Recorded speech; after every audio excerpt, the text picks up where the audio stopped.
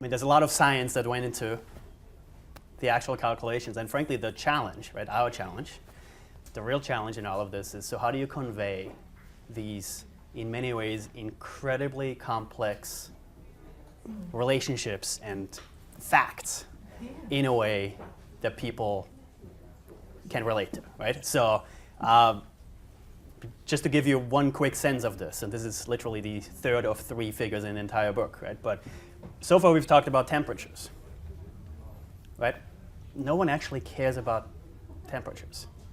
We care about the damages associated with these temperatures, right? What does it actually mean in dollars and cents to you and me and us personally, right? And this is essentially where, what some might say, the real guesswork begins, right? Now, that has never stopped an economist to actually do it, but now the assumptions begin, right? So we know what happens at about 1 degree centigrade of warming above pre-industrial levels, mainly because we are already at about 1 degree, at 0.8 degrees centigrade warming above pre-industrial levels, right?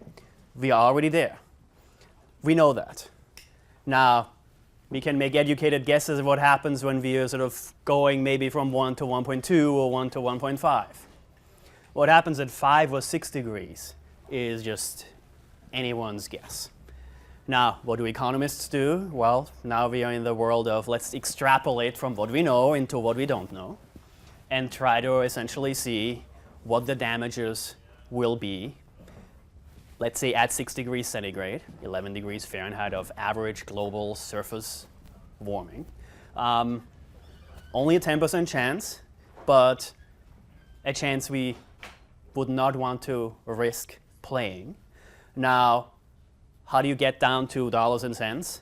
You make the assumptions of what damages will be associated with 6 degrees of warming. And frankly, the sort of one standard assumption that has been with us now for about 2 decades or so of looking at what happens at that warming is, okay, let's extrapolate based on what we know out to what we don't know, and let's make some kind of assumption of how that extrapolation works. Right now, no one believes it'll just sort of creep up slowly, let's say linearly.